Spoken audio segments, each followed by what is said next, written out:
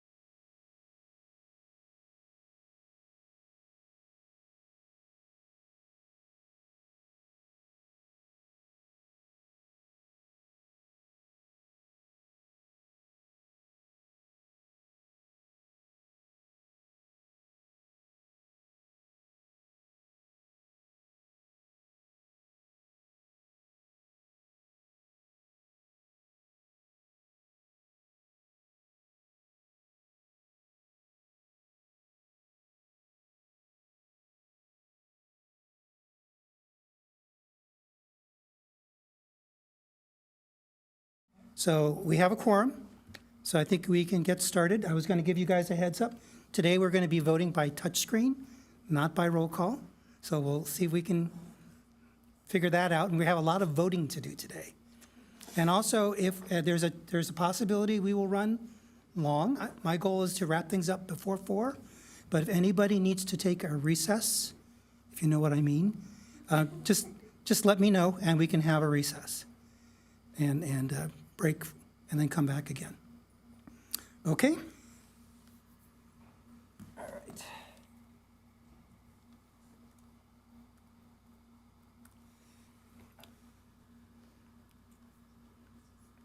All right. Also a reminder to state your name, unmute yourself if you want to speak. And let's go ahead and get started. Good afternoon, everyone. I would like to call to order the March 15th, 2022 Senior Citizen Commission meeting at 2:02 p.m. Will the clerk do a roll call? Do we need to do that?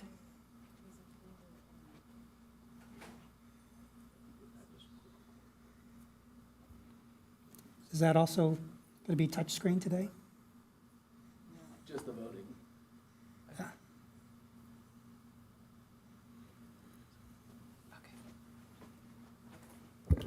All right, let the record show all commissioners are present except for Commissioner Levander. Thank you. Commissioner Hanwood, would you like to lead us in the Pledge of Allegiance?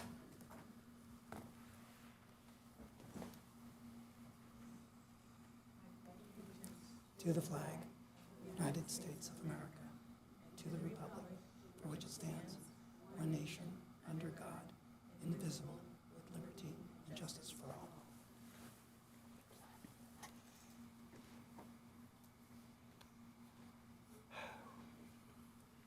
Today we have a special presentation from Rebecca Nussbaum, who is the Chief Program Officer for the Community Resource Center. Welcome, Rebecca.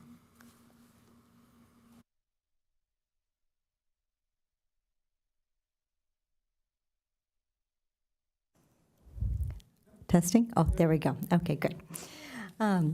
Good afternoon. Thank you so much. My name is Rebecca Nussbaum. I serve as the Chief Program Officer at Community Resource Center. Nice to see some familiar faces as well as some new faces. And I just first and foremost want to thank you for asking us here to share more about the services that we provide and specifically for seniors. And a special thank you also to the support that the Senior Commission has provided to CRC over the years.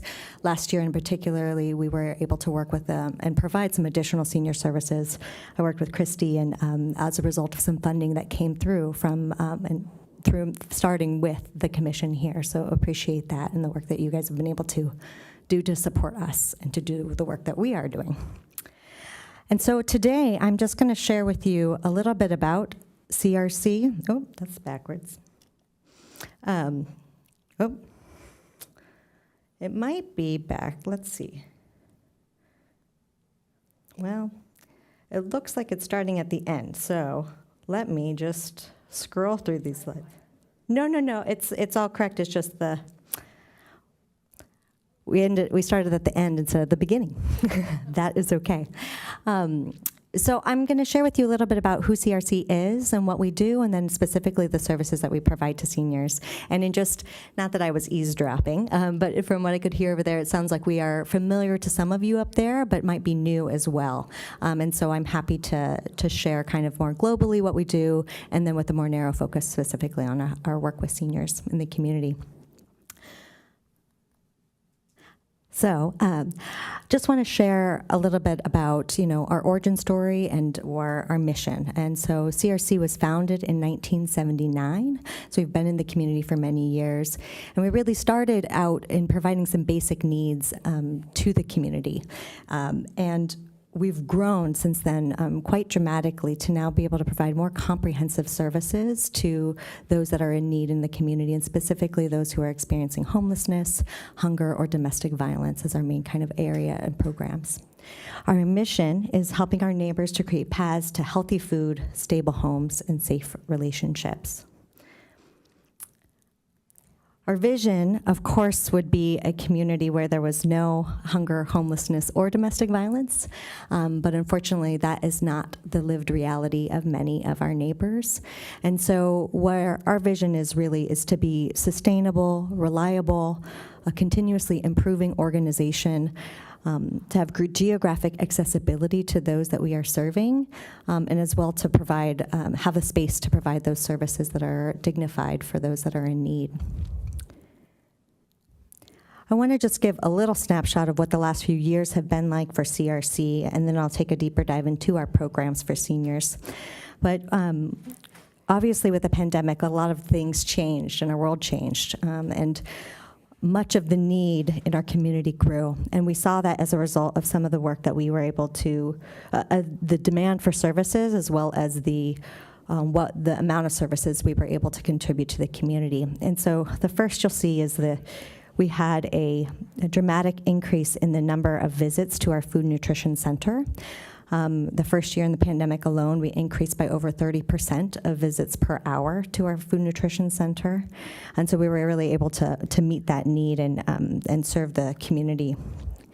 And the next graph you'll see is a number of sessions per month. So that's our case management sessions. You can think of a case manager as a life coach, secretary, support person, and advocate all rolled into one. So in essence, it's somebody that works alongside an individual as they're moving on their journey to self-sufficiency. And so we had a dramatic increase in sessions for case management that we were providing. In addition to that, the calls per month, that refers to our domestic violence hotline that we provide. And in many ways, it's been called the shadow pandemic. And so what we saw, we witnessed that as well in our decrease in increased demand for services on our hotline. And then finally, the last slide is the last section is the number of counseling sessions per month.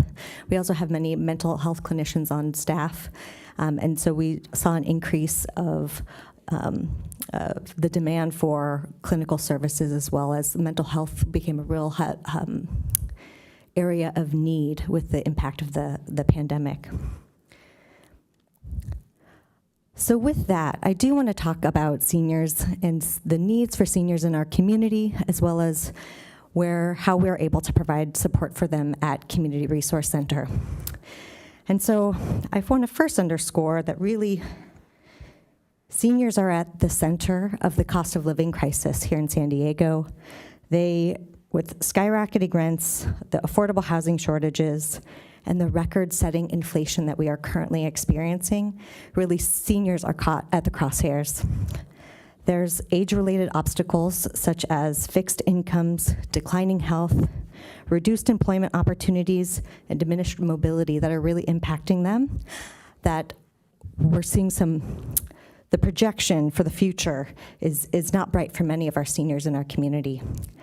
The 2020 point in time count, which is the annual count for all the homeless individuals in the community, revealed that 1 in 4 San Diego homeless are seniors.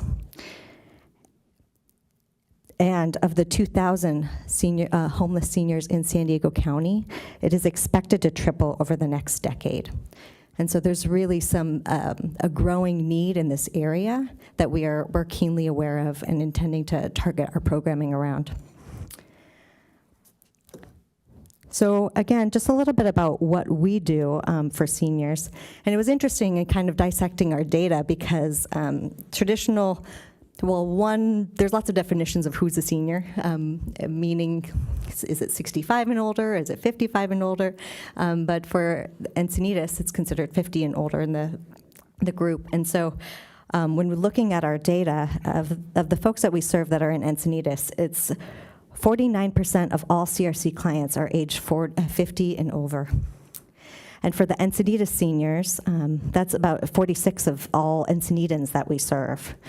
And so last year, we provided comprehensive services, including our food nutrition center, case management, counseling, and rental assistance programs to 168 seniors by CRC.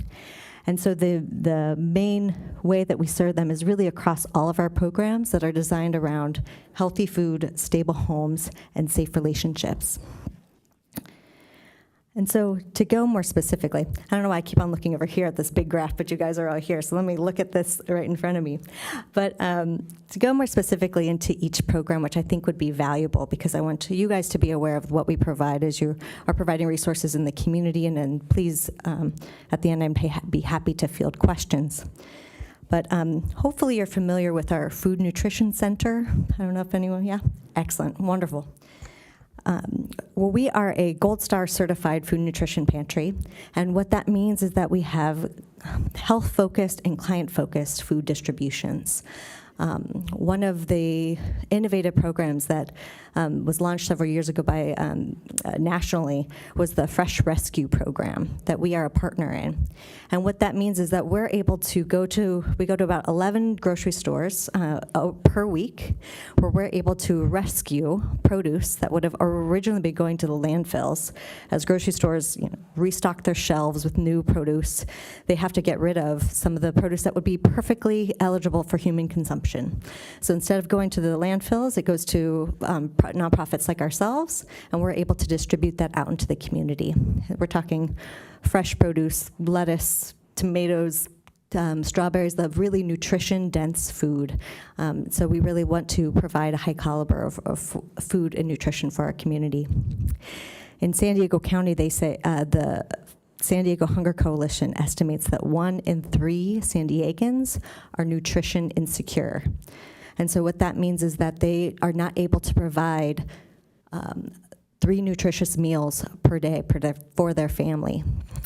And for North County, San Diego specifically, the Hunger Coalition estimates that it's 10 to 20,000 individuals are food insecure up here. So really, the crisis is happening here and now, and services like our Food Nutrition Center are really critical to that. One of our main goals, of course, is to reduce food insecurity for our individuals and families and seniors, but it's also to support them in having monthly savings in their bottom line of their budget. The average household will save about $450 per month by participating in our program. And for a senior who's on a fixed income, they're able to continue to participate in our program year-round, and they would save an average of $5,500 a year. And so that can be really significant for individuals that are on a fixed income or a tight budget. And so really a lifeline for our seniors. The next area or pillar I'd like to share about is stable housing. And so stable housing is really essential for anyone to be successful, to be able to address their mental health needs, their medical needs, et cetera. We really see housing as essential. And so through our various programs, we're able to provide case management, financial housing, and career resources. We also have our licensed mental health clinicians. We provide benefit enrollment, so if someone's eligible for food stamps or cash aid, we're able to do that enrollment actually at our facility. And then, of course, we have our annual gift-giving program called Holiday Baskets that we give. We're able to provide some holiday essentials to individuals and families, including seniors, during the holiday season. And in 2021, we served 136 seniors, and that was actually about 15% of our Encinitas program clients in and of itself. So again, a large portion of the folks that we are serving in Encinitas are age 50 and above, and again, a really important statistic. And then the final pillar I'll just share about is regarding safe relationships. And so hopefully just as familiar as our Food Nutrition Center is to you, you've heard of some of our domestic violence programming, such as Carol's House, which is our 45-day emergency shelter. And so in addition to that, we have a transitional housing program, as well as rental assistance and flexible funding, really targeted for survivors of domestic violence, and that can include elder abuse as well. We also have a therapeutic children's center, provide also prevention education in the community, so we go to local high schools and educate about safe dating and healthy relationships, again, which we really see as critical of moving upstream and to prevent violence from ever happening. And how that program relates to seniors. Understandably, this was a little bit, we saw a lower percentage of our Encinitas participants were in this program, probably also because the majority of domestic violence as it comes forward is individuals when they're, well, it can happen at any age, but most commonly the program participants that we see are when they have young children and are earlier maternal age. And so we did serve 31 seniors in our program, and that was about 20% of our Encinitas program clients that made up. So again, folks are coming to us for all of our services for our as seniors. And I'll just also add that we're aware of some of the gaps in the community, and we are intentional in our future program planning and design. We see some key opportunities for some shallow subsidy rent opportunities, some prevention funding, which was really providing flexible funding for seniors, so that instead of moving in the cycle of becoming homeless and going down that downward spiral, that they're actually able to stay in their homes. It was another nonprofit called the Senior Center conducted a survey in 2021, and over half of the participants or the seniors that replied said that they would just need about $300 to be able to maintain their housing and their cost of living, because oftentimes it's that one medication increase or, again, inflation that we're seeing that can really cause a senior to spiral. And unfortunately, the housing crisis, I think, is impacting everyone, and most severely seniors. That of every one affordable housing unit for seniors nationwide, there are 9 seniors in line waiting for that unit. And so the demand is greater than the supply, and we are doing all that we can to support them in staying housed and in their homes so that they continue to address their other needs.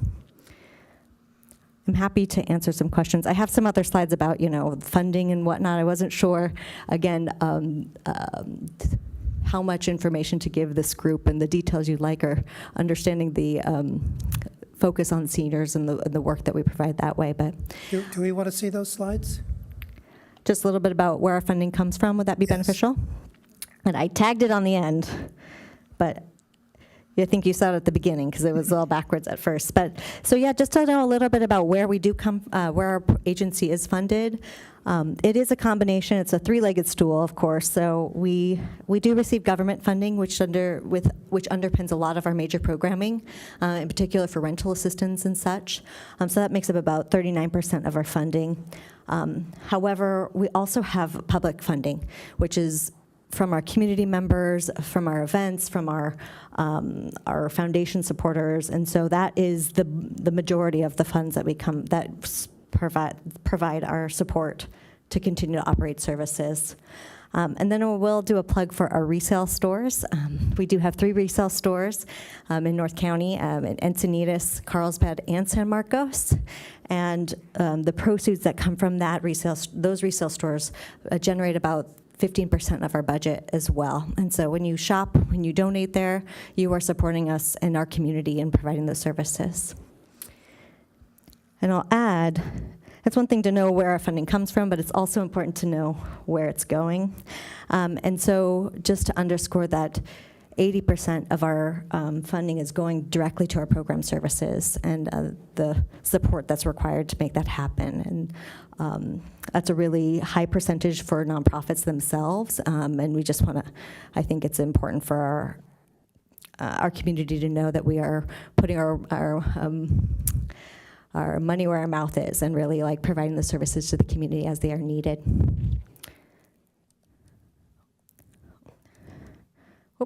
And then we're back to the end. But that concludes my presentation. I'm happy to take any questions as they may come up. Yes, first, this is Commissioner Angel. First of all, I'd like to thank you for that very comprehensive and insightful presentation. I do have a question, and I'm wondering what the collaboration, if any, might be with Interfaith Community Services.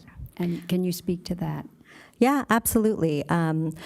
We've worked with Interfaith for many years, and even at one point many years ago, we almost became one organization. And they are a partner in this space and in this sphere. I think the one thing that sets us apart is really, I don't want to say jurisdiction, because we're all serving North County, but they're really focused on Escondido area, as well as I know they have an office in Oceanside. But we absolutely partner with them. I know their chief program officer, Felipa Rios, actually quite well. She used to be my former supervisor. And so yes, we are collaborators, absolutely across the board for all of our services. Thank you. This is Commissioner Hanwitt. I was just wondering if somebody wanted to take advantage of your case management services, what is the process? Do they walk in? Do they call? They could do either of those. We do most of our intakes on Fridays. We have a intake calendar, and so we'll get them on the calendar and ensure that their needs are how they match or where they would fit within our programs. We have an assessment when they first come in as well, and then we would try to match their needs with what our programs are and what we can offer.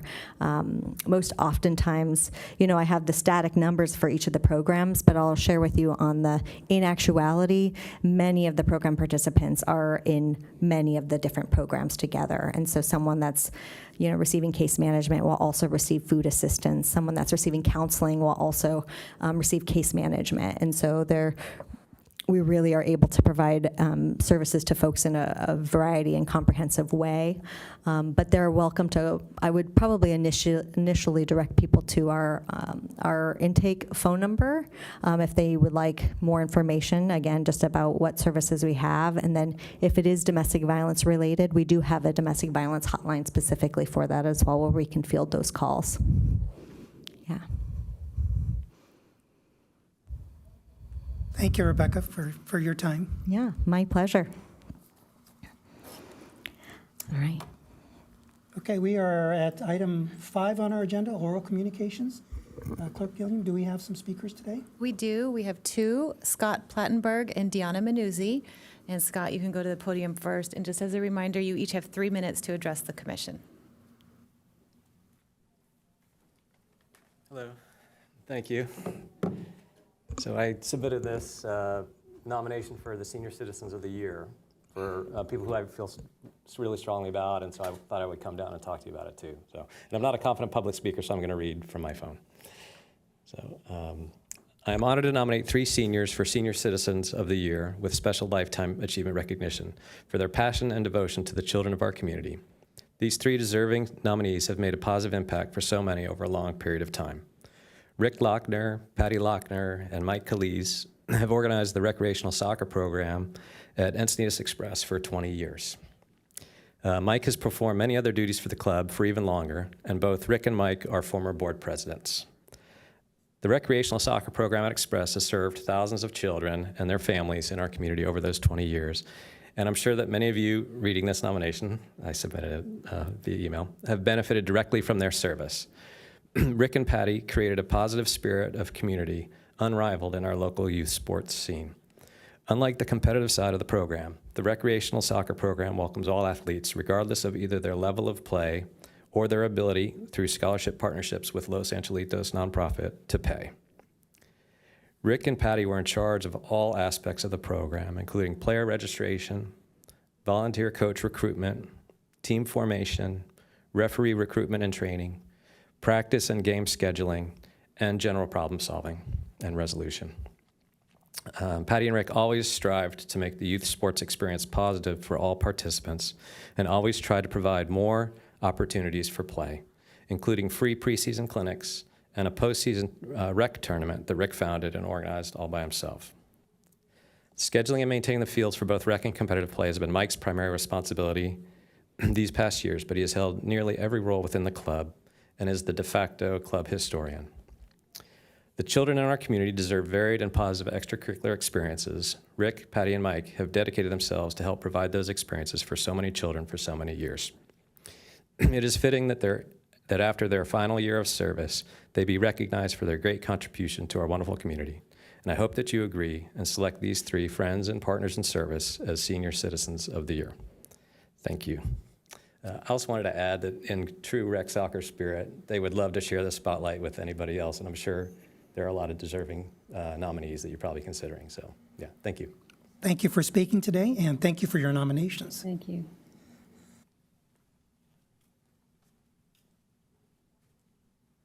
Our next speaker. Deanna, go ahead.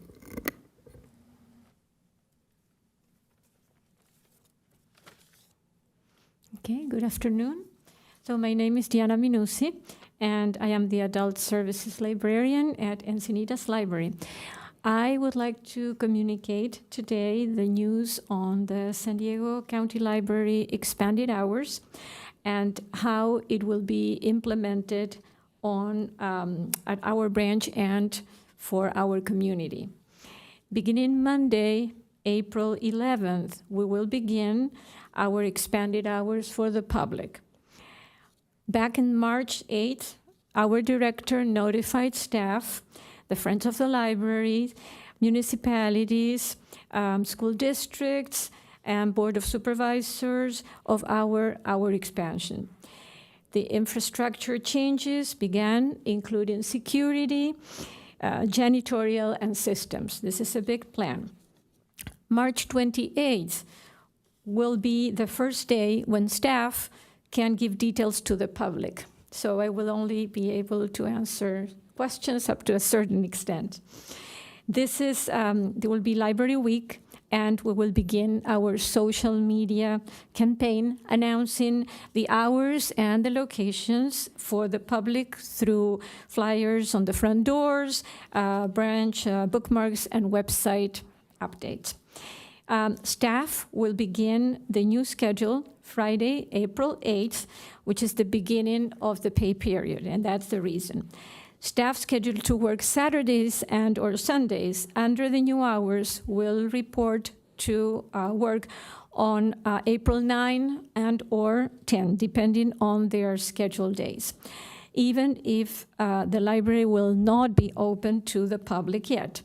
We will use those 2 days of that weekend for training, and it will be a kind of dress rehearsal on our various systems like telephone messages, chat and call center, the integrated library system, revised routes, schedules for ship and delivery, and public use computers. So everything has to be readjusted to the new hours. So April 11th, Monday, is when the new hours will begin. This is a big plan. We have been working on it for several months.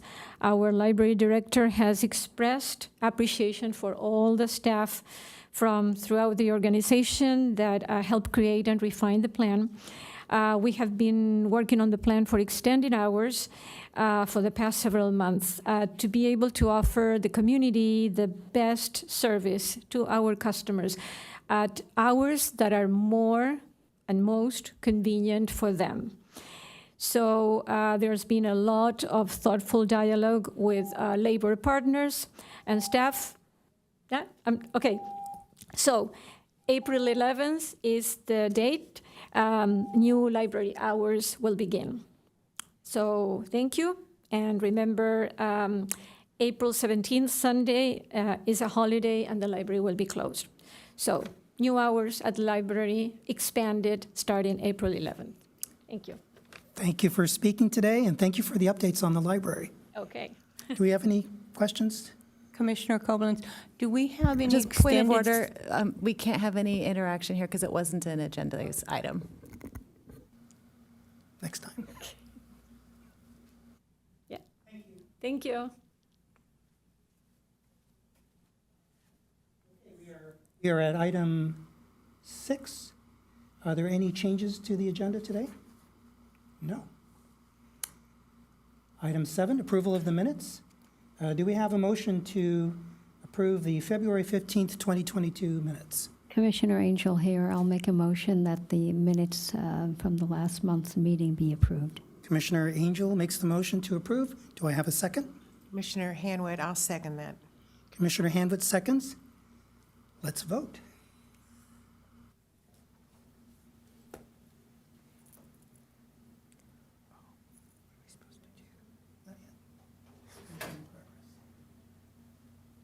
Supposed to do, touch something?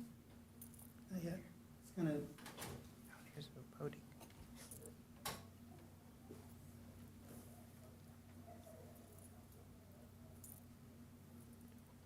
Are we supposed to? We tap on voting, it brings it up. Okay. And then we tap again?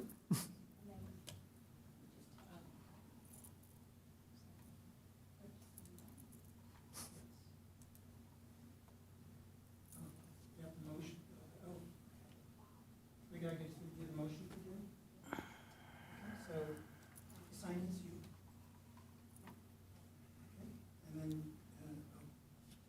I'll do the motion. And then you can second it.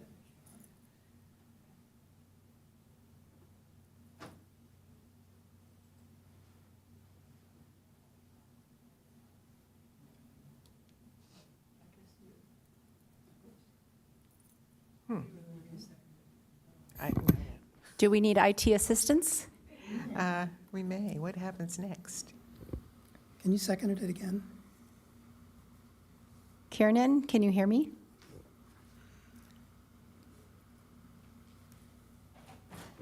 Thank you.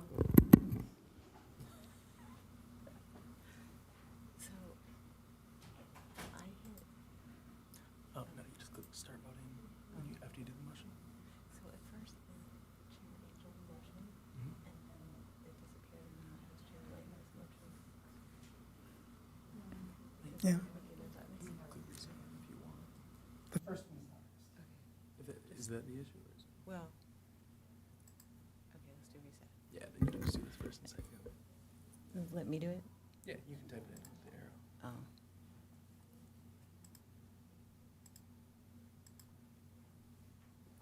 All right, so for clarification, Chair Angel, you motioned the first time around, correct? And then Commissioner Hanwood seconded. Okay, and then, Record and start voting. Okay.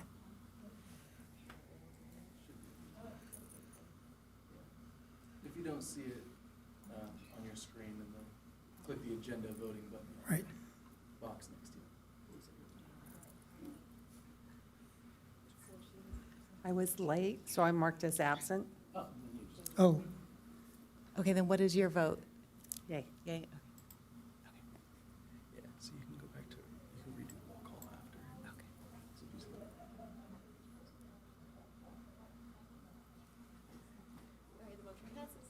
okay, motion passes. We are now on agenda item 8, action items. And we get to pick a new commission chair and vice chair. So we are now voting to elect a chair and a vice chair to serve a one-year term. I've been very happy serving this past year. Please know that a commissioner may nominate themselves, or you may nominate another commissioner. That being said, do we hear any nominations for chair? I make a motion that Commissioner Ling be chair for this coming year. I accept the nomination. This is Commissioner Angel. I would like to second that nomination, that Commissioner Ling continue on as chair for the following year. Thank you. Are there any additional nominations at this point for chair? No? Okay, thank you. Well, then hearing none, you are Hearing now none, chair. Then I guess that's makes me the chair again. Now let's talk about vice chair nominations. Nominees must accept or decline the nominations. Do I hear a nomination for vice chair?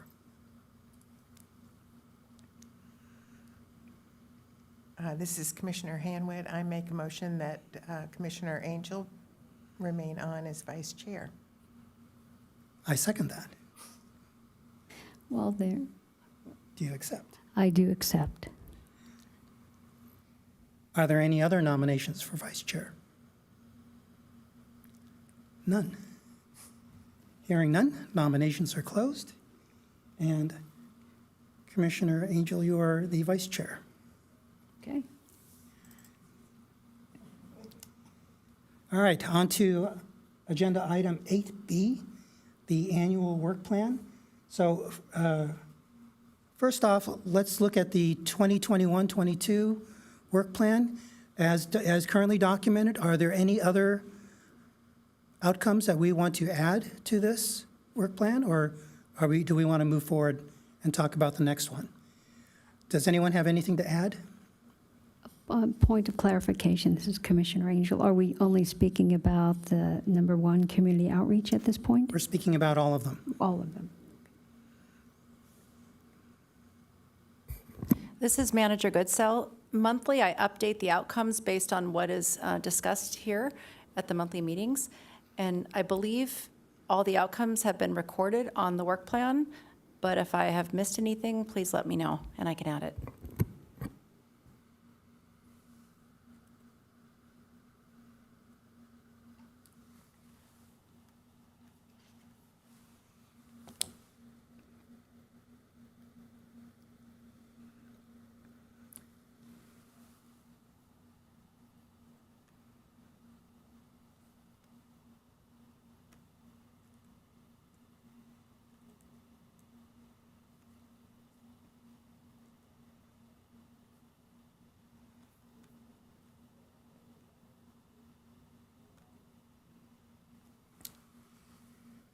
Do we have anything we want to add?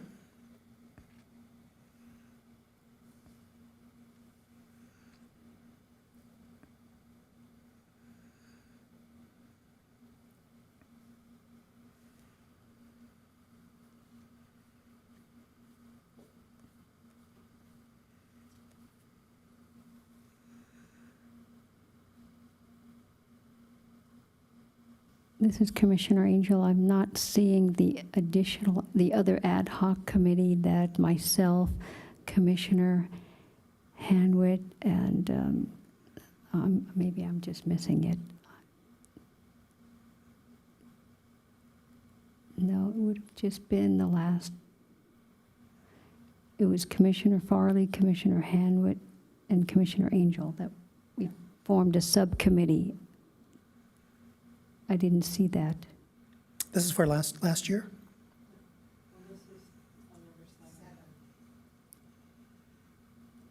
Are we saying this is only for up until January of 2022 then? Or this past month? Well, Is there any other changes we want to make? Yes, we want to add the fact that Commissioner Angel, Commissioner Hanwit, and Commissioner Farley created or started a subcommittee or ad hoc committee on number 7.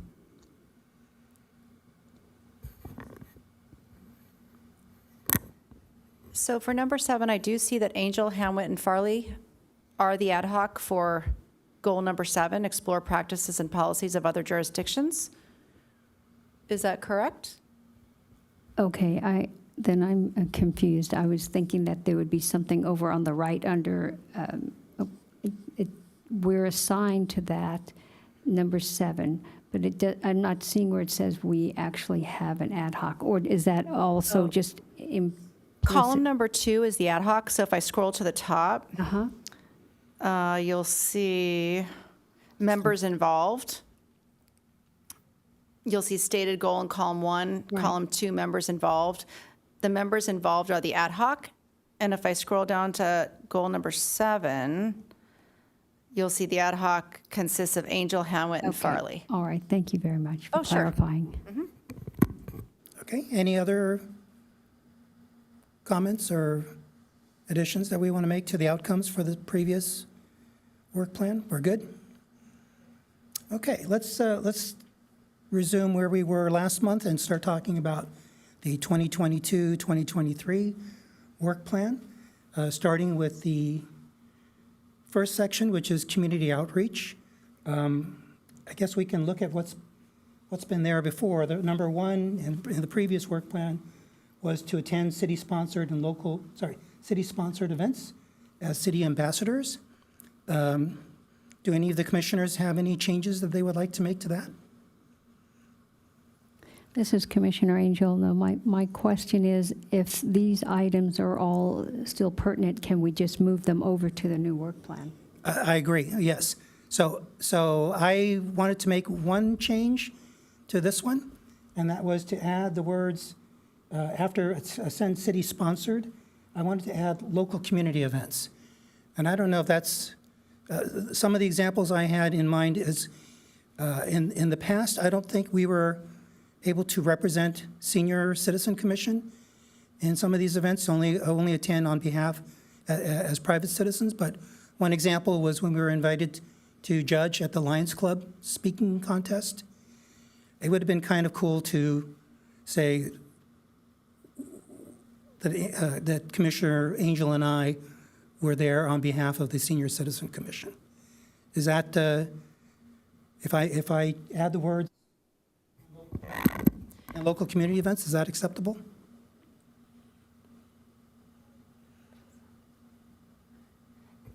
Well, I think as long as the event is brought up at a commission meeting, Okay, and the commission agrees that you would go forth and represent as commissioners, then that would be acceptable.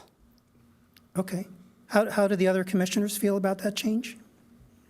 This is Commissioner Angel. I'm in favor of that because I've done the same thing for the Cardiff Dog Days of Summer for 2 separate years where I've judged the contest. So I think it would be wonderful to represent a commission of the city while doing that.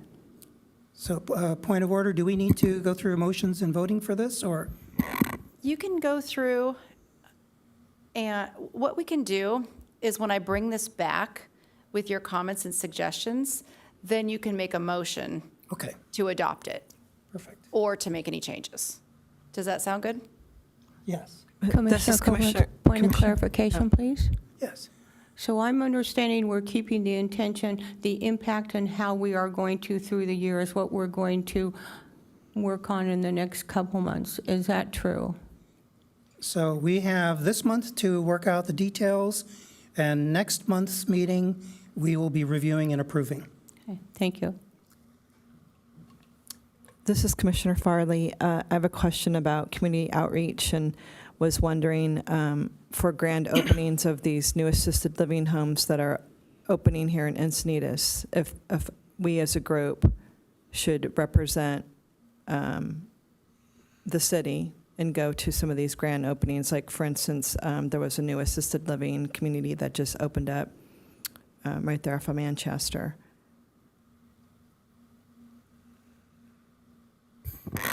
What would the intent of the commissioner be at the grand opening or the goal? Just a representative from the city to welcome them to our city and to know and to, I guess, get the word out that there's a new assisted living community for our seniors in our community. I would need to touch base with our Director of Parks, Recreation, Culture, Arts and get back to you on that one. Yeah, so I think when we talk about local community events, what I had in mind were the kind of nonprofit, citywide type of events. And I think what Manager Goodsell has suggested is if those organizations come to us to the commission meetings and request our presence, we can discuss that. But it's kind of on a case-by-case basis for what the city will allow us to do. Is that fair? This Commissioner Farley again. I know that a lot of these assisted living communities, they have wonderful resources. And when the other commissioners and I were speaking at the ad hoc committee on outreach and things like that, we had talked about possibly working with these other communities, assisted living communities, to see what resources they have available for just, everybody in the community. So, I mean, that's just something I think we're going to probably look into a little bit more with our ad hoc committee. But I do know that there are a lot of great resources that are available to the seniors through those communities. And this is Manager Goodsell. We just have to be cautious not to, as a city or a representative of the city, not to endorse or recommend any for-profit or business entities. Spreading the word about resource information, I think that's important because we do want to let our seniors know resources available in the community. Thanks for the clarification. That makes sense. Okay. The second work plan item in our previous work plan was to identify guest speakers for monthly meetings, and Excuse me. Yes. Manager Goodsell. So we just received, I'll let Tracy. This is Manager Staten. I just received word from the director of the department, Travis Carlin, and commissioners cannot attend grand openings for for-profit businesses as an official representative of the city. You can attend them as a private citizen, but not as a representative of the city. Okay. Did you happen to ask about the community events? When you're talking about community events such as those sponsored by the city or in partnership, I shouldn't necessarily say sponsored, in partnership with the city, like Dog Days of Summer you mentioned, or the Egg Hunt, which we'll talk about later, you can attend those meetings as a commissioner because those are partnerships with the city. But for private entities, businesses, things like that, you cannot attend as a official representative. You can attend as a private citizen, collect information, as it relates to your position or for your own personal information, but not as an official representative. Okay, and that includes not-for-profit organizations as well? If they have a partnership or an agreement with the city that the event would be in collaboration with the city, then you can again attend as a commissioner because the city has an official agreement with that entity. Otherwise, it would be advantageous, I believe, for you to attend as a private citizen, and we could explore opportunities with that entity, that nonprofit. But as an official representative, you should attend as a private citizen unless there's an agreement. Okay, thank you. Item 2 on our previous work plan was identify guest speakers for our monthly meetings. I think, are there any changes or modifications? Or I have a suggestion, and part of it is I'm trying to sort of consolidate so we don't end up with too many work action items. I was going to suggest that in addition to the guest speakers, that we also turn this out. I think we've been talking a lot about community outreach and promotion of senior services and programs. So the wording that I have here is to promote community events and services, seminars, conferences, and guest speakers to help advance senior education, health, safety, and quality of life. This is Commissioner Angel. Would you repeat that once again, please? Sure. Promote community events and services, seminars, conferences, guest speakers that help to advance senior education, health, safety, and quality of life.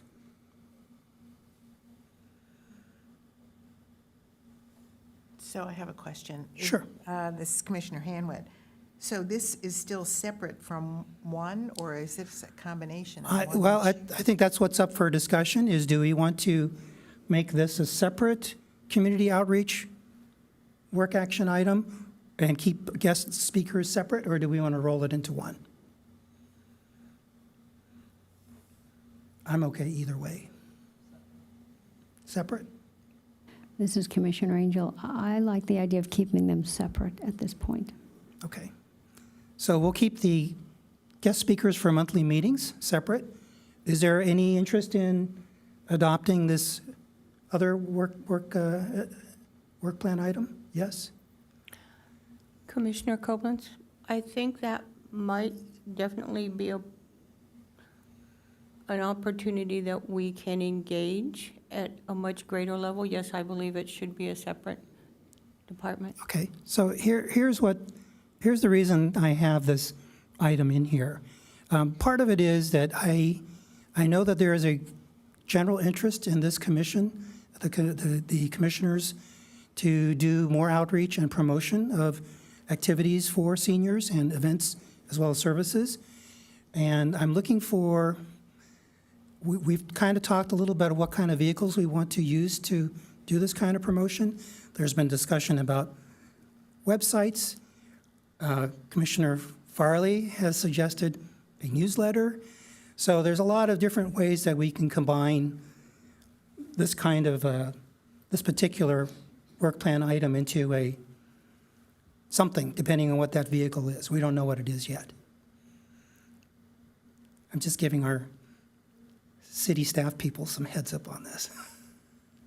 As Commissioner Farley, I think there's a separate group that is looking at the marketing part of marketing the senior center. If I'm not mistaken, is it a little bit further down on the work plan? Sort of like a marketing group? Yeah. So, and I think that can still be a separate item.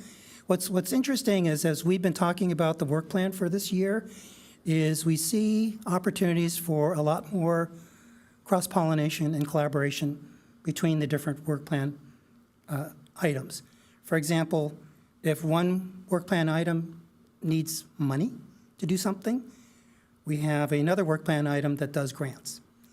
That's the kind of, so there's a lot of this more interactive collaboration going on now between the different work items, even though they may be separate ad hoc groups. So that's kind of where I'm going with this. Are we good with this additional community outreach item?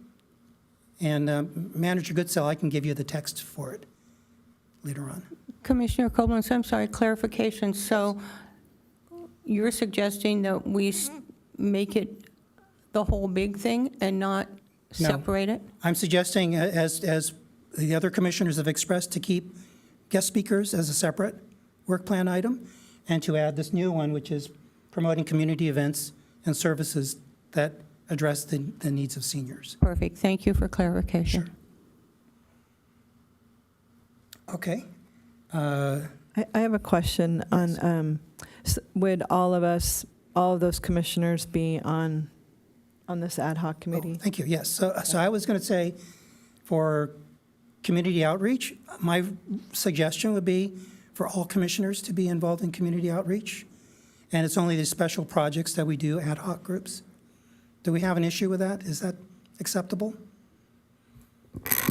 Can you give me an example of what you mean by a community outreach project? So what I'm thinking about is individually, we may have opportunities to do community outreach for, in terms of participating in events or services that help seniors. And it shouldn't be limited to an ad hoc group of 3. So very similar to identifying guest speakers or representing the city as city ambassadors. So that's an the example of context. this would be participating in the Chamber of Commerce in partnership with the City of Encinitas Senior Expo? Yes. Okay. And that would be part of goal number 1? It could be, but it's Or also, but I think Separate? what I'm also looking for is, for example, there may be CRC-related events or interfaith-related events, and being able to participate and promote these events as being a benefit to senior citizens. So any one of the commissioners is more than welcome to attend one of those events. And like I said, if it's city-sponsored or a city event, then you can represent as a commissioner. If not, then you would represent as just a citizen, Yes. a resident of Encinitas. Yeah. But sure, if you want to go ahead and give me that language now, I can make note of it. Okay. I'll repeat it again. It's promote community events and services, seminars and conferences that help to advance senior education, health, safety, and quality of life. And the other part of this is what we've been doing in Roundtable, which is to talk about some of the webinars or the conferences that we've attended, but it's always been past tense. So what I'm looking at is, rather than just talk among ourselves about things that we've already done, is wherever we can, wherever it's possible, to find a vehicle to promote these things. Like we wanted to talk about an AARP age-friendly communities, or the California State Plan for Aging. These are all things we've talked about in a past context, but it would be nice to be able to promote these types of events ahead of time so other people can participate. Okay. And does the commission agree with this? Everybody is nodding? Okay. So please send me the language. I will. Okay. Just Commissioner Farley, I have one point of clarification. So if we do create this sort of ad hoc committee, could we all meet? All of us? No, only 3 can meet, or because it would be a quorum. Okay, I get it. So I think this may tie in with your work plan item, the ad hoc item about, about service. Yeah. So then that would be restricted to an ad hoc group of 3. But I think as individuals, we can bring these things up, and whatever vehicle we find to promote these things, we can channel that. Whether it's roundtable announcing instead of past tense, future tense, saying, here are some events that are coming up that people might be interested in, seniors might be interested in, or if there is a newsletter or website, we can pass that information along as individual commissioners. Okay? All right, so I kind of think that item 3 from last year's work plan sort of rolls into this new item 3 that we're talking about, which is much broader. It's talking about not just health and safety, but also other things that are beneficial. Do we agree with that? Do we need to have a specific COVID-19 best practices at this point? Commissioner Copeland speaking, I think yes, definitely we do, because at this moment in time, we are not exactly sure what the practices from CDC and who will actually. I think it's a good place to have it open in the event we need it. Do we want to have a separate one, or do we want to include that in the one that we just all agreed on? Which is, we're looking at health in general, along with health, safety, education, and so on. This is Commissioner Angel. Just to ask for clarification, when we do get down to number 7, that also is addressing health, and the ad hoc that met discussed that. So I'm wondering if we want to take a closer look at that and then see how we can tease out these items and how they best fit in what numbers. Okay. Does everyone agree to that? We can go through everything, and then if we need to go revisit some of the earlier ones. Okay, are there any other Any other suggestions for community outreach? You know I have one, right? Okay. So my well, this is going to be for outreach item number 4.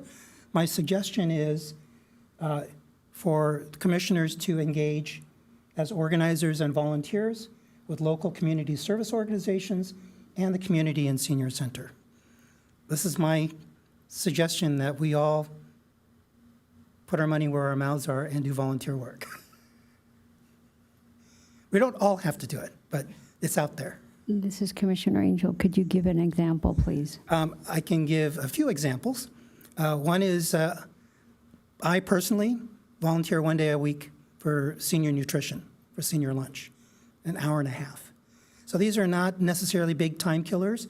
I can also see doing volunteer work for example, one of the big ones in the holidays is the CRC Holiday Gift Basket program, which I think can always use extra help. There are a lot of these events that go on throughout the year where just volunteering, adding an extra hand, or even helping to organize may make a difference. And it's not necessarily something that each and every one of us has to do, but I kind of wanted to put it in the work plan so we're reminded that there's an opportunity to do it. How does that swing with everybody? Yeah? I'll send you the wording on that one too? Okay. All right, let's move on. I'm going to stop talking for a while. I want to hear from the other commissioners about some of the other work plan items that they have in mind. You want to just run down a list of the previous ones and then see if we want to keep or replace? This is Commissioner Angel. If we're talking about number 5, I would like to address this. I'm passionately involved in this particular item. So before you go on, I think it's all, we discussed this last meeting, that item number 4, which is the Senior of the Year Lifetime Achievement Awards, we're keeping that one. That's not going away. No. And So, just to clarify also that Commissioner Kramer, Levander, and I think we said that we would be fine to handle this particular item, and we don't necessarily have to have another commissioner to replace Commissioner Lurchbacker. So because I've done this a few years now. okay. Okay, you're going to talk some about item 5. Yes. Okay, item number 5, enhance senior programs, including computer assistance, Feeling Fit Club, and the baby boomer offerings, such as the Boomers Club. So the computer assistance lab, that to me is very important, and I definitely would like to keep that and have the opportunity for seniors to go in and get whatever type of tech support that I know has been very important and a very positive experience. Is this the one in the senior center? It is, correct. So seniors can go in and receive, anything from how to log onto a computer, how to set up email, how to do a Word document, and those are just examples. So that has been very positive experience. With regard to the Feeling Fit Club, I have continued to reach out, and I keep Manager Goodsell in the loop on every single email that I send and receive. And as of this month, I've received word back from someone at the county that the individual at the top, so to speak, was on vacation, and I've been emailing the gentleman who is overseeing the Feeling Fit program. He was out of town. So again, I will continue to advocate on behalf of the city of Encinitas and the seniors, because I feel it's imperative to get a program that is of no cost to seniors and has been very positively received throughout the county of San Diego. So I'd like to keep that in here. And as far as the baby boomer offerings, I'm really personally not too familiar with the Boomers Club. So if anyone else knows about that and how that, I don't see a reason why we wouldn't want to keep that. And I plan to stay involved with this particular work plan item. Okay. That's all I Are there any other commissioners who are interested in participating in this ad hoc group? Commissioner Kramer-Levander, I would like to find out more about what we are doing with the computers. I have a real passion about helping seniors with that. I've done that on a personal level, but not through the city. So, by the way, that's a good opportunity to volunteer. I know that in the past commissioners have worked to tutor in that lab. So, yeah, me too. Thank you. Okay. Item 6, intergenerational programming. Commissioner Farley, you want to talk about that one?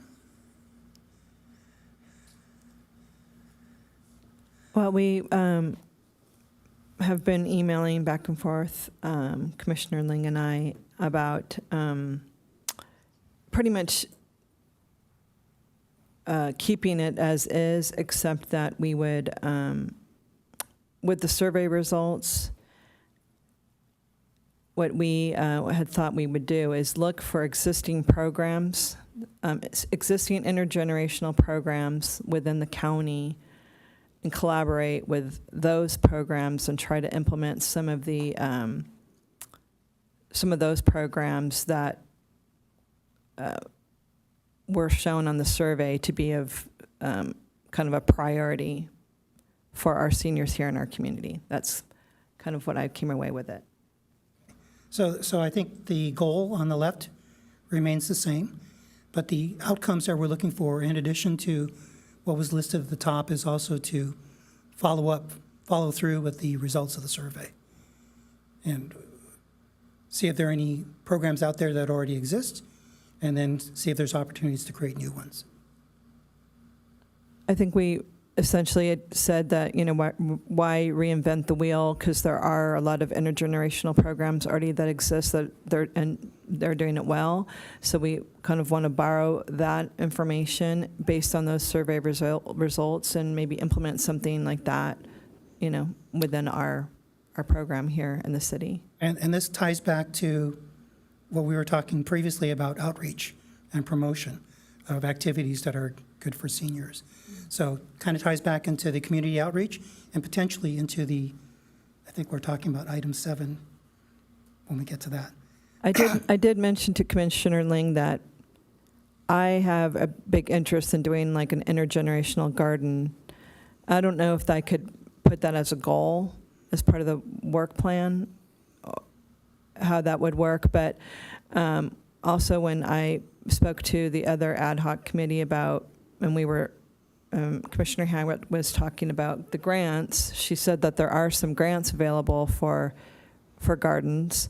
So I was thinking, I don't know what Commissioner Ling thinks about this, but I would like to put that as a goal for the year to work on something like that. Do we want to put that in as an intergenerational or a separate goal? Regarding the garden? Yeah. So I remember there was talk about seeking out organizations that are interested in implementing intergenerational programs and bringing them together Yes. to conduct these programs, Yes. rather than all of the programs being filtered through the senior center. Right. I don't know if that is still a goal. That is still the Because goal. other entities have different resources. Yes. Well, I know. This is Commissioner Farley. I know Commissioner Ling has his connections with the Girl Scouts. I've reached out to some Boy Scout troops, and for their Eagle Award, I think that could be possibly a goal for them to build an intergenerational garden, near the senior center area. This is Manager Staten. Are you looking for this to be on city property, or are you looking to reach out to existing organizations? Like there are quite a few, like the Coastal Roots, things like that have existing gardens, where you wouldn't need to reinvent a garden necessarily, but could potentially partner with something that's existing? I would consider the partnership. I heard there's a space right behind the senior center area that's kind of large that could be, where a garden could be. I think the Boys and Girls Clubs has a. Yeah, I know has a the Boys garden and as well. Girls Club also has a garden. So I believe that the land that you're talking about is natural preserve out back. And if we were going to reallocate space from the city, that would take a lot of entities to become involved. Not trying to discourage you, but with such a robust garden community here in Encinitas already that exists, I believe it may be in your best interest to resource gardens that are existing rather than creating an additional garden. So perhaps the focus is on research and identifying any current gardens? And I think we can still make that part of the intergenerational outcomes.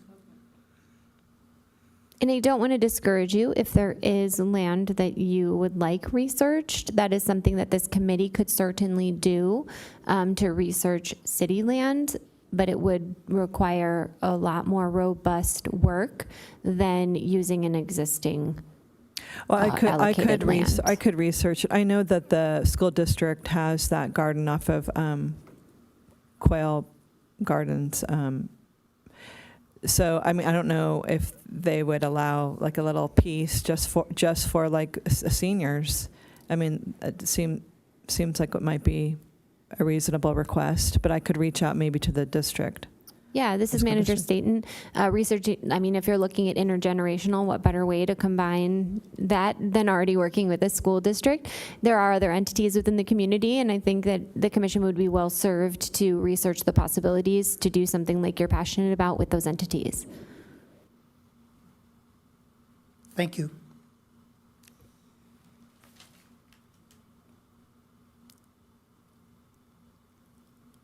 Item 7.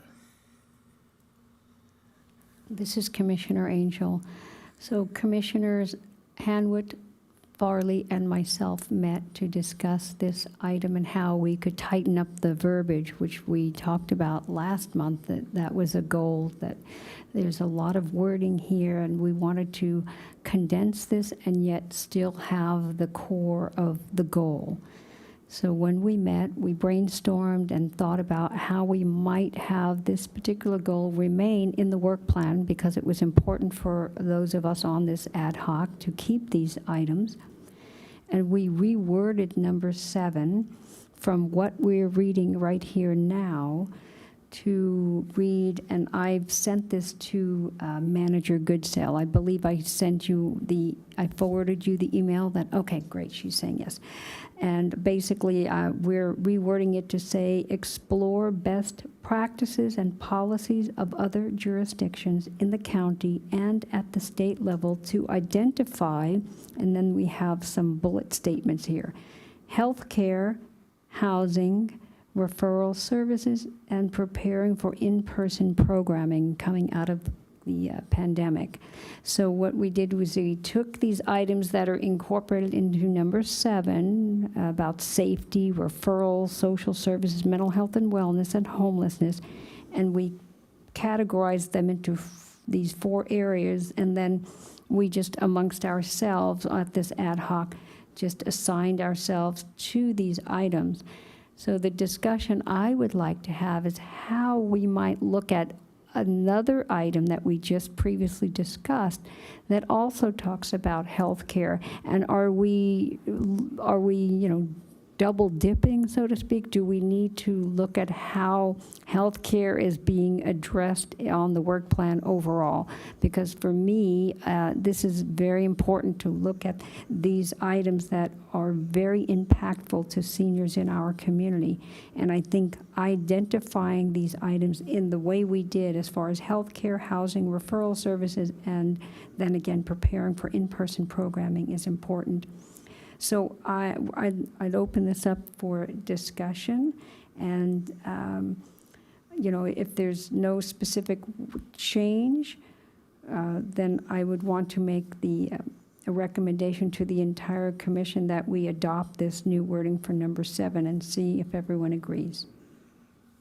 Commissioner Koblenz, would you repeat the? Yes. So the wording we see in number 7 right now has been, would be changed based on what the ad hoc committee came up with to read, explore best practices and policies of other jurisdictions in the county and at the state level to identify, with bullet statements, healthcare, housing, referral services, and preparing for in-person programming. Yes. Will you explain what you mean by in-person programming? Yes, well, that is time, perhaps time limited. That would incorporate how we're bringing seniors back to in-person types of the senior dances at the senior center, any other types of programming that previously were limited or not offered because of the COVID-19 protocols. This is Manager Goodsell. Could you provide a little bit of clarification on research for healthcare and housing? Because those are huge issues. How would you tackle that, and what would the goal actually be, and what would you do with the information once researched? Sure. So what the ad hoc committee did, again, was discuss what we already had in the work plan, where it does talk about senior health care, safety, referral, and social services, and homelessness. And we looked at, for example, health care as a broader umbrella to incorporate what was already there, and perhaps visit and look at other state entities to include best practices. How, as far as how are other senior citizens employing best practices with regard to having a health fair, for example, and that would address health issues. Or social services, we just had a wonderful presentation from the CRC. What are we doing within our own community here to address those types of needs?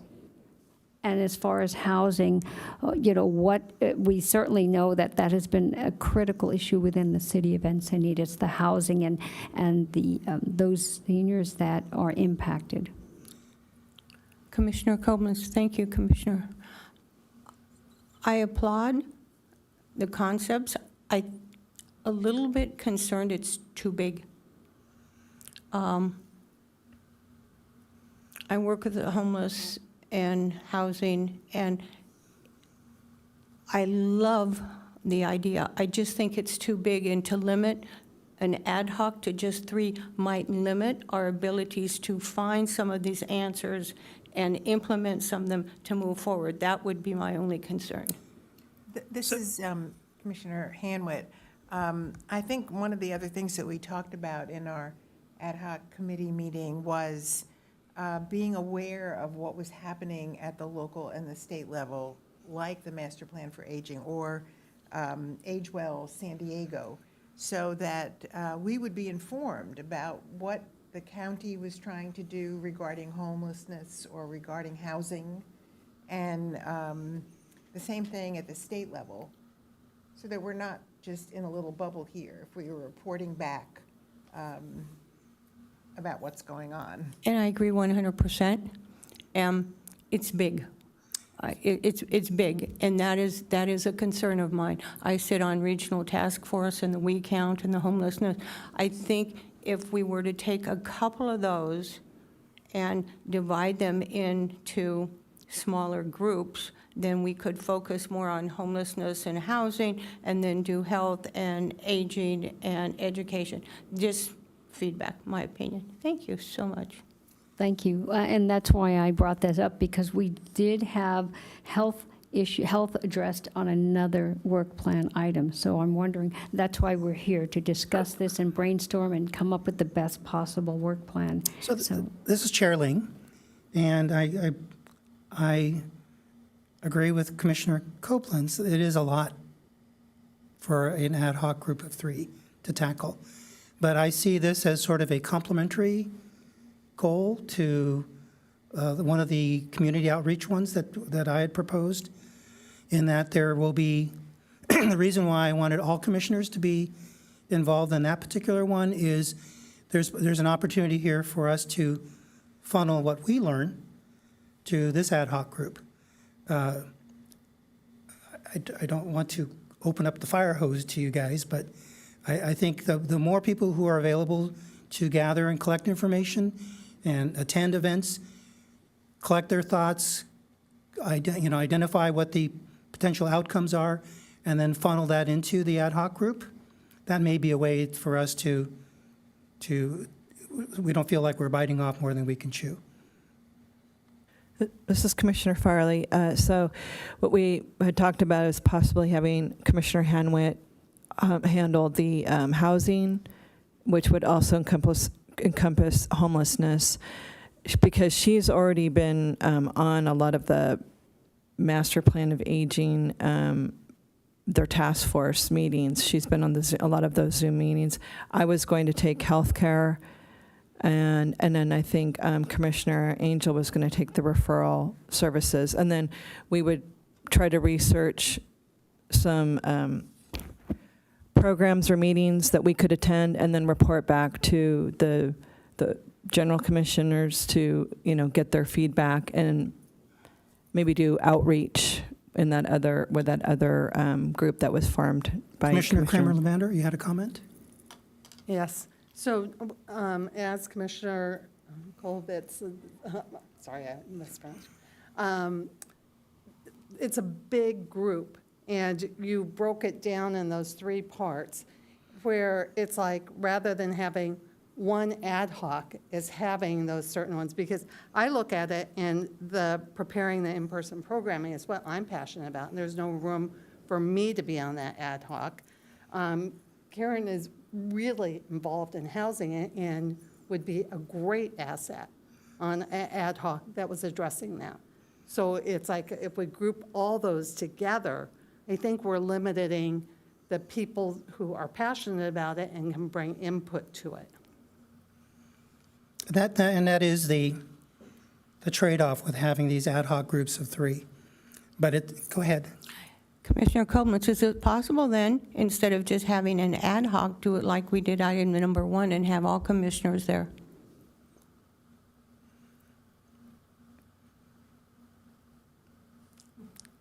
Manager Goodsell, would you like to comment? The only comment that I have is that if everyone's participating, it would be done individually and not as an ad hoc, because not everybody could meet together to discuss. So the other option would be to separate them out and have more goals and divide them up, divide the goals up. And so that way you could have 3 people serve on each goal. And I also have more of a procedural comment or question on this, in that I think these particular topics are very relevant and critical, especially for the seniors of Encinitas. But what is the expected outcome for the ad hoc group? Is there going to be a report, a list of recommendations, a weekly, a monthly update in each of the meetings? What is the expectation for how we find out what's going on with your group? This is Commissioner Angel. So again, when we met our ad hoc, we did brainstorm, and we didn't specifically say that our goal was to remedy any of these situations. Clearly, this is a very broad topic, and we are aware of that. More so, we wanted to look at how other entities within the county or within the city even are handling this. How are they disseminating information? How are they looking at referral services? And what are they doing to ensure that senior citizens are engaged, are provided the opportunities to gain information, whether that be through a website, whether that be through disseminating it in local newspapers. So our goal was not necessarily to say, wow, we're going to fix all of these problems. Clearly, there are other agencies that are addressing these in a much more focused, linear sense. And this is Chair Ling again. So I understand that, and I think the expectation is not that you're going to solve the problems that we're talking about, but what I'm more interested in is, as you discover, as you learn more about these particular issues, what is the expected outcome of that learning? Are you going to communicate it to the rest of the commission? Are you going to publish a report? That's kind of where I'm going with this. So this is Commissioner Farley, and what we did was we looked at the master plan for aging, and they had, I think there's 5 goals for the master plan for aging, and we kind of drilled it down to 3 major ones that we thought like we could divide among the 3 of us.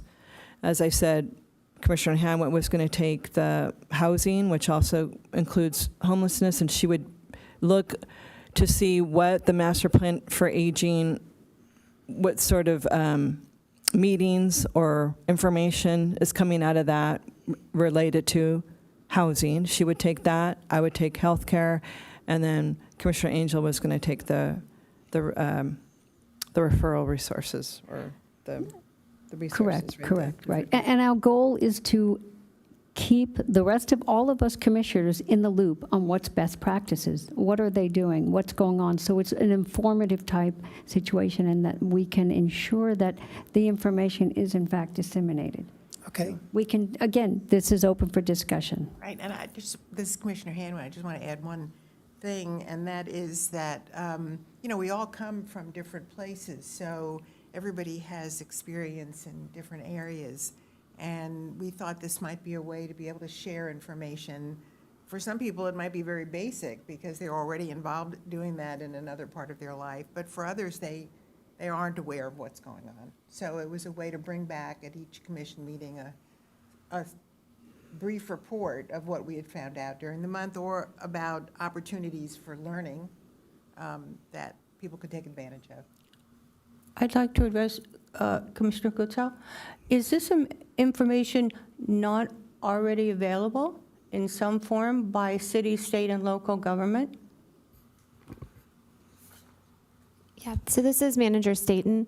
I would encourage the commission, as Chair Ling was saying, that you come up with an action item, whether that be like a report. So if you'd like to summarize and disseminate the information to people in addition to the commission that sits before you that you've partnered with, that could be something that could be valuable to others. Other examples of action items are like explore the feasibility of a garden intergenerational project, something that has an outcome rather than a summation of information to be announced at your meetings, because the county does have this information available. Maybe the exploration of what the city is already doing. We do have a housing outreach within the city that the city is already making efforts on. So I would encourage you to come up with an action item as your chair recommended. And this is Manager Goodsell, just to add to that. So perhaps the goal would be to join in the conversation with the County of San Diego and participate in the Age Well San Diego 2.0 and join the conversation, because they're going to be hosting several meetings.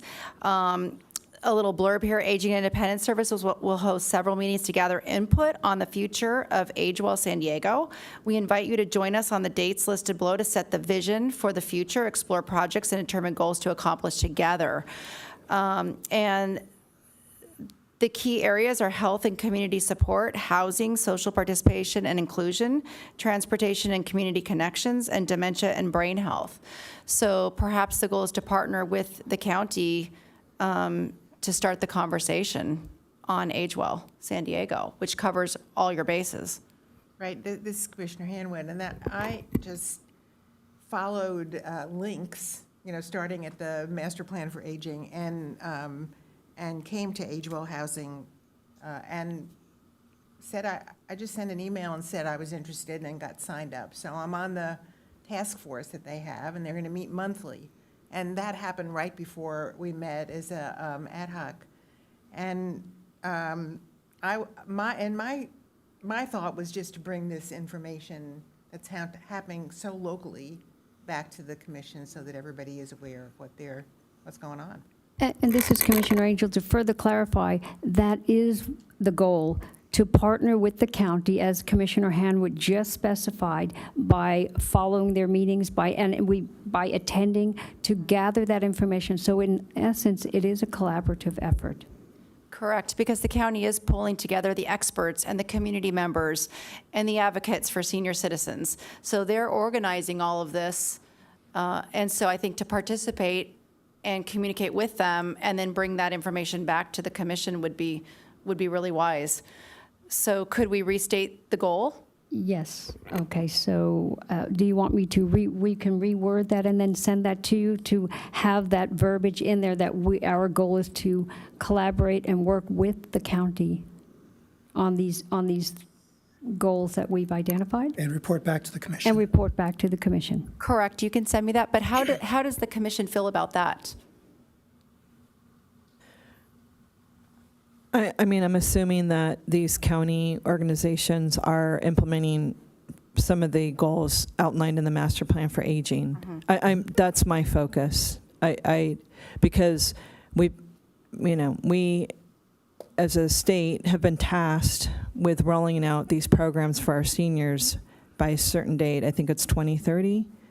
So, I mean, as long as we are on the we have a goal to achieve that. I would be in agreement with that.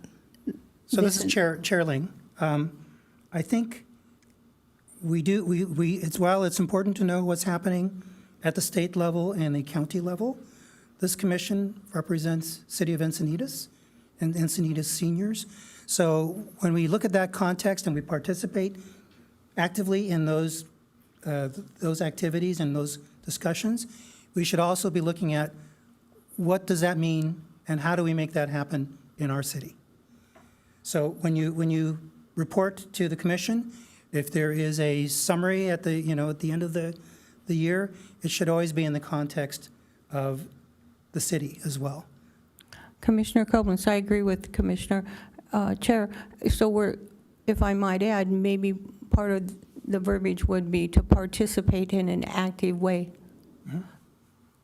So I hate to use the word empirical data, but we had 10 events that went to, and we were able to participate in doing so. It allowed us to. That's just a suggestion. Okay. So Vice Chair Angel, you will take it back up with your ad hoc group and come back with a revised? Correct, yes, we will. Okay. Thank you. Thank you. Thank you for all of the input from the other commissioners as well, and from Manager Goodself. Commissioner Hanwood, would you like to talk about research grant opportunities? Yeah, I thought it might be a good idea to change the wording of number 8 because it's sort of standing alone the way it was this past year.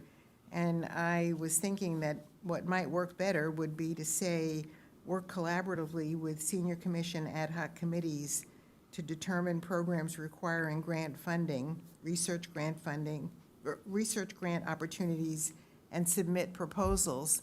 Because as a grant writer, whenever anybody talks about anything, that's what I think about. I think, well, okay, we're going to help with computer instruction at the senior center. Well, maybe we can get some money to buy iPads for people to take home.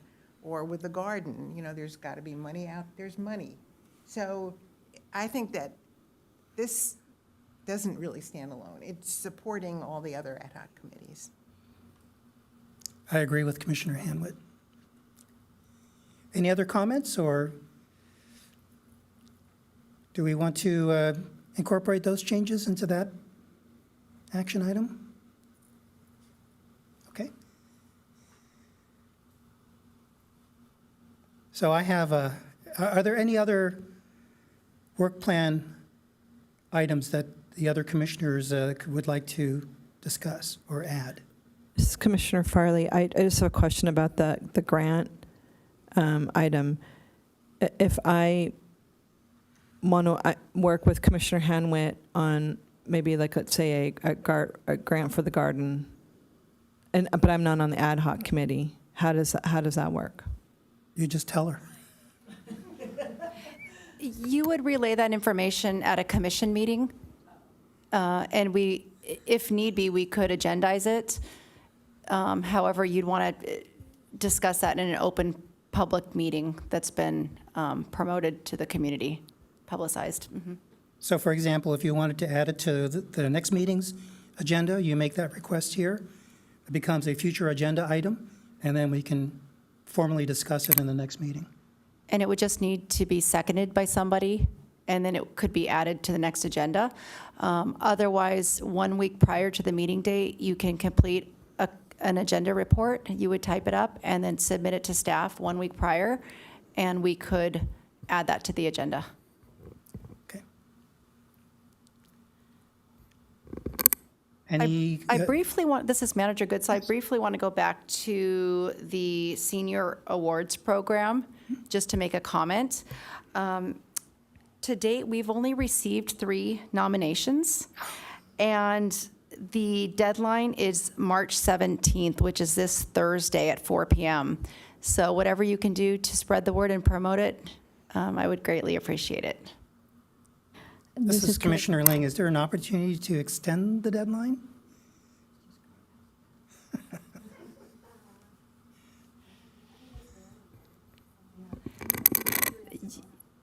I think that would have to go to vote. This is the commission's program, so you could discuss that. But we did not agendize extending the date. So I think for our next meeting, if we do not feel that we have sufficient nominations in place, then we can extend the deadline. We can make that vote, that decision at that time. Okay? Correct. All right. Are there any other items that we'd like to, commissioners would like to add to the work plan? If not, I have one. It's a doozy. And the goal is very simply establish dialogue with other city commissions to address needs of senior citizens. We kind of talked about that in the past. And for outcomes, what I have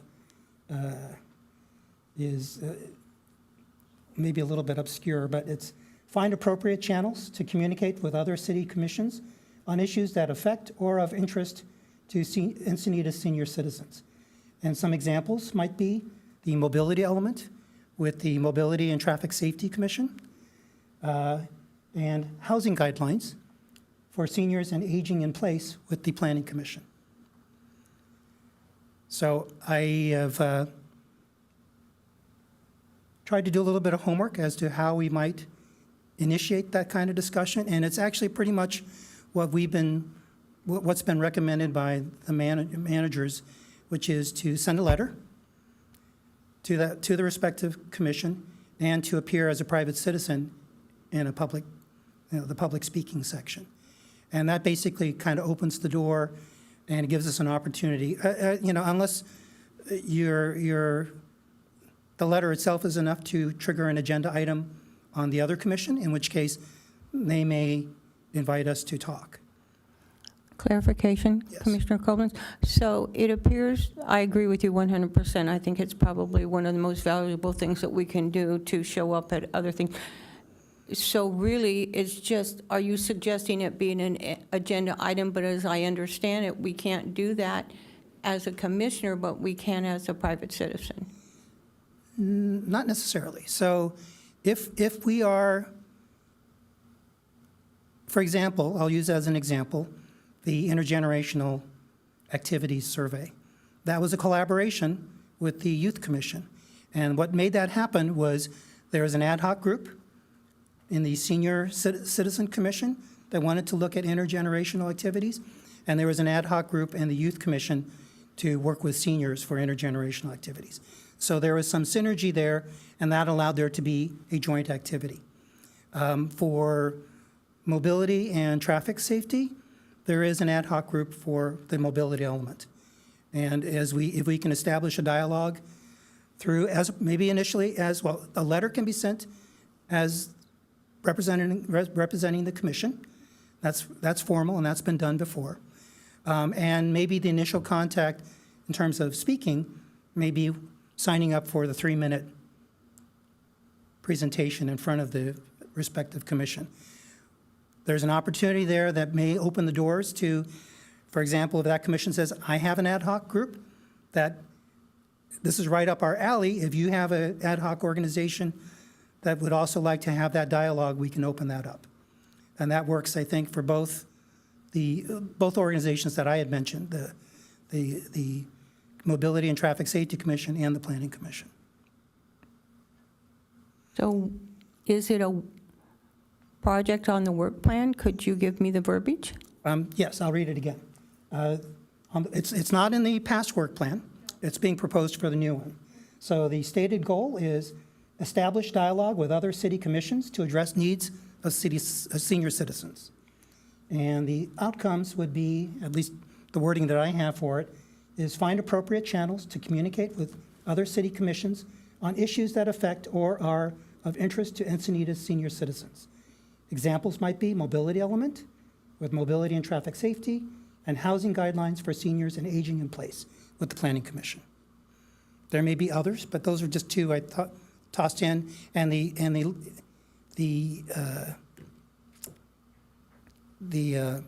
example of past experience with this is the partnership that we had with the Youth Commission for intergenerational activities. This is Commissioner Farley. I like that, and I have a question on whether or not you could create different ad hoc committees to address different items of these commissions, like.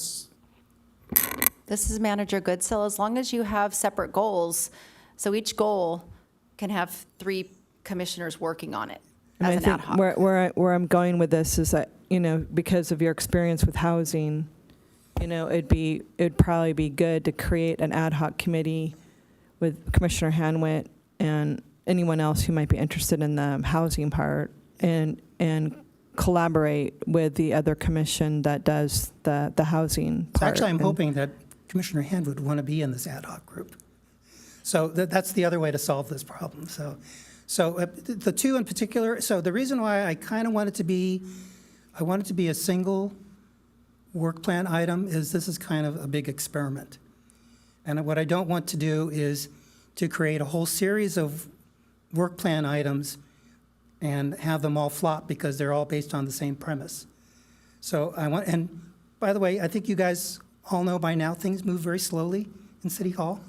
So getting things on the ground started is actually probably already a year's worth of activity, and then what we do with that connection that we have, if we establish that with the other commissions, may take another year. So it's kind of slow and steady wins the race for this.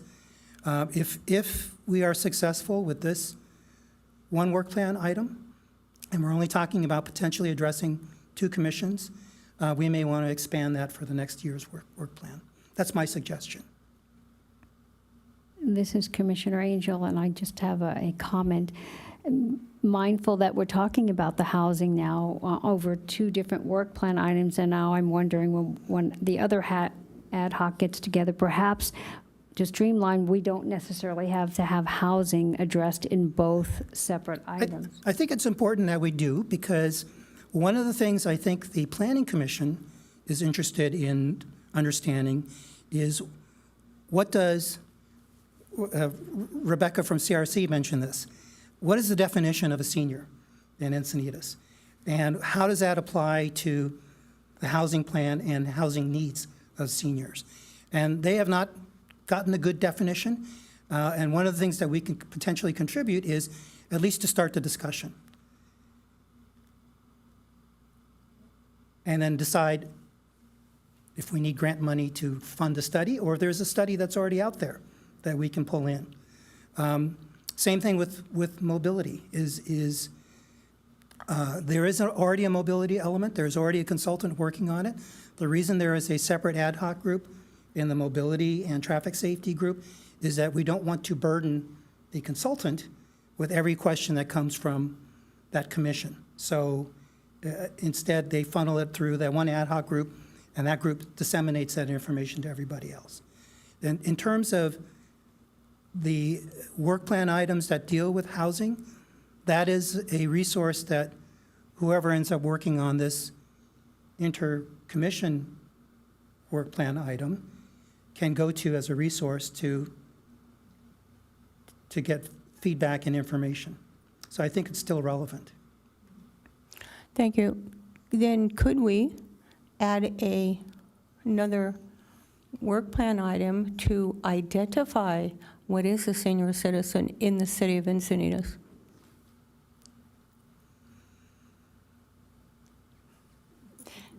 I think it's incredibly relevant. I do too. I think classifying 50 and over as a senior is not wise. I think it eliminates government funding, state funding. I think it eliminates programs over at CRC based just on age. I believe I would like to add that as an option. Can we? Do we have a reason why we can't? That would be up to the commission. I'm in support of that. Do we have any comments or objections to Commissioner Koblentz's suggestion? Okay. I just have one question. So you're thinking of another Another area of the item, work yeah. plan? Okay. Yeah, which may dovetail into many other discussions. Most likely will not only dovetail, but we will have birds flying all over wanting to gather, yes. Thank you. And this is Manager Good, so I just want to make sure we're mindful of the time. If it goes past 4, we do need to make a motion to continue the meeting. Are we done with our work plan discussion at this point? This is Manager Goodsell. One more item. Yes. So I just want to make sure that a motion is made to close out the 21-22 work plan as it was presented here. Okay. Do we have a motion to close out the 2021-2022 work plan? 21-22? This is Commissioner Hanwitt. I will make a motion to close out the 2021-22 Senior Citizen Commission work plan. Do I have a second? Commissioner Farley, I'll second that. Okay, do we need to do the touch screen thing again? So Commissioner Hamlet makes the motion. Commissioner Farley seconds it. Oh, it's coming.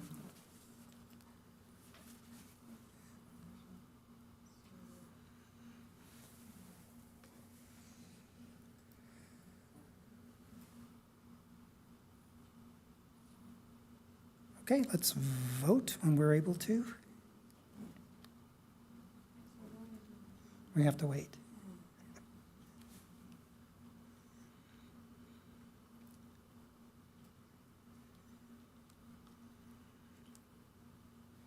Okay, so for clarification, the motion is to close the fiscal year 21-22 work plan. That's correct.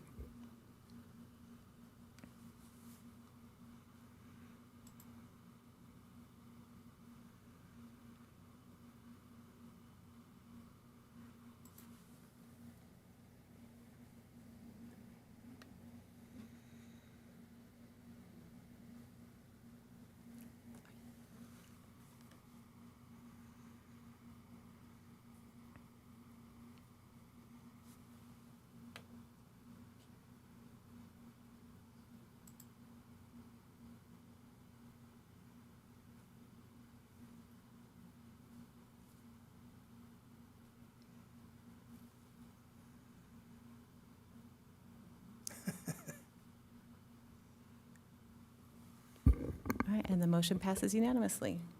Okay, thank you. We are on item 8C, Community Grant Program Evaluation Panel. This is, we do this once a year to appoint a commissioner to serve on the Community Grant Program Panel.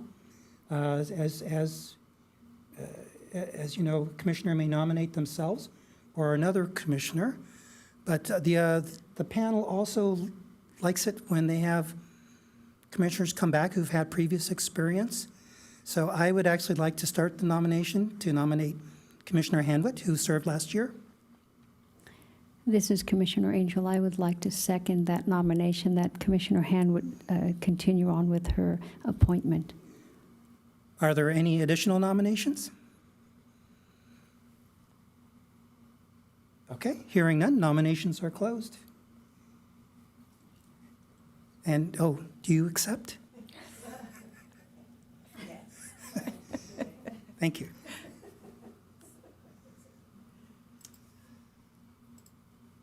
All right, we're on item 8D, Senior Citizen Commission proposed meeting dates. And on the agenda is our meeting calendar for 2022-23, and we will meet on the third Tuesday of the month at 2 o'clock in City Hall in council chambers each month except for July and December. Do I hear a motion to approve? This is Commissioner Hanwood. I make a motion to approve the proposed 2022-23 meeting dates for the Senior Citizen Commission. Commissioner Hanwood moves to approve. Do I have a second? Commissioner Kramer, I second. Commissioner Kramer seconds, and it's time to vote again.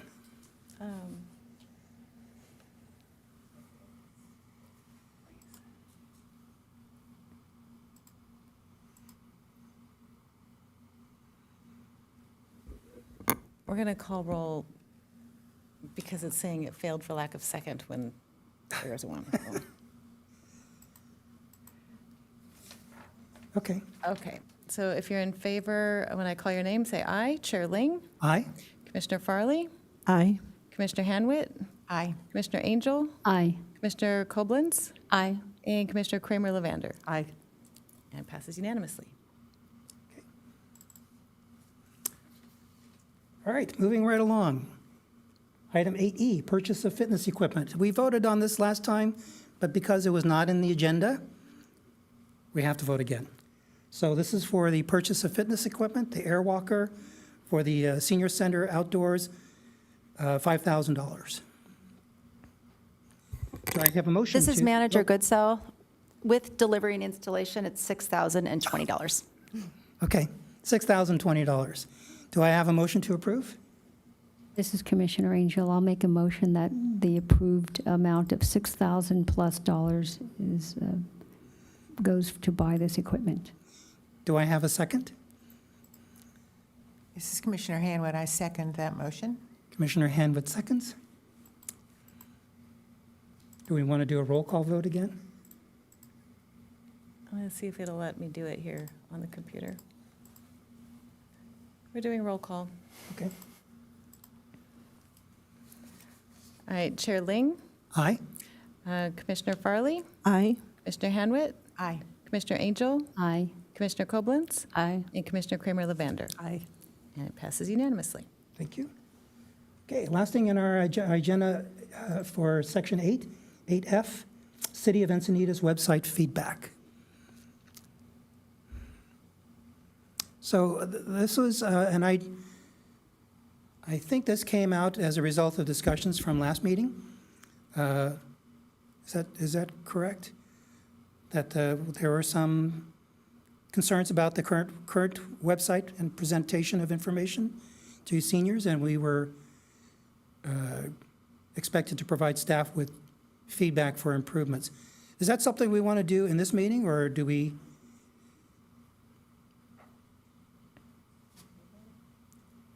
Can we form an ad hoc? Would you like, this is Manager Goodsell, would you like to propose to make a change to the agenda? And we can add this to next month's agenda for discussion? Yes, but I think the proposal to do an ad hoc group, because it's probably more effective if we discuss this outside of the monthly meeting. So this is Manager Staten. Time is a bit of the essence on this. There is proposed updates to the website coming down the pike pretty quickly due to some contractual obligations that the city has already moving forward. So I would encourage the commission to take a look at what changes you would like to see and bring those back to your next meeting as individual commissioners. Okay. I don't know that you want to belabor this in an ad hoc committee. Okay, is that acceptable to everybody? Okay, so we have homework. So we should be looking at the City of Encinitas website and providing our feedback. We will add this back to the agenda for our next meeting. That brings us to agenda item 9. Manager Goodsell, do you have an operations report? I do, thank you, Chair Ling. Regarding statistics, for the senior nutrition program, we served 195 meals in February. 85 rides were given to and from the nutrition program. 143 meals were served curbside, and 24 meals were home delivered.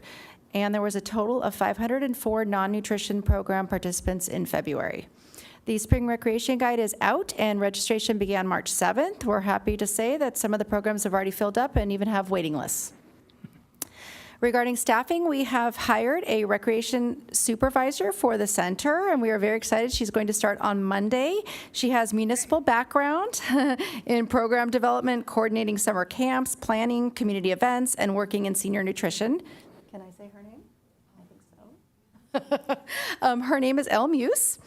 And like I said, she has municipal experience, so she will be a self-starter. She's going to be amazing. Her primary responsibilities at the Encinitas Community and Senior Center will be managing the Seaside Day Camp, overseeing youth program contracts, coordinating the spring egg hunt and movies in the park, and temporarily helping with senior nutrition. And we have an event coming up real soon in partnership with the Chamber of Commerce. So if you would like to attend, I would encourage you to do so.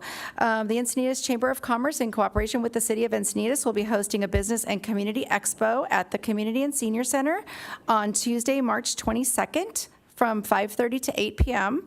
The free in-person event is open to the public, providing businesses an opportunity to highlight their services and giving attendees a chance to network with local business leaders. And that concludes my report. Happy to answer any questions if you have some. This is Manager Staten. I just have one more thing to add. Coming up on April 16th, we have the egg hunt. And I was wondering if any commissioners were planning to be in attendance for that event.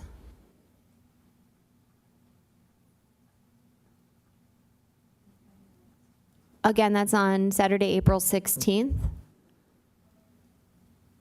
The first egg hunt, I believe, is at 10, 10:45, and 11? No. I would have to look it up. Hang on. What, if I, clarification, Commissioner Cummins, what am I expected to do?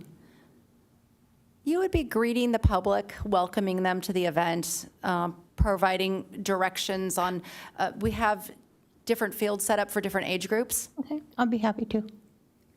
Excellent, great. Also, some of the council members will also be there, and they will also be participating in starting some of the egg hunt times. Once again, those egg hunts, for clarification, 10:15, 11, and 11:45.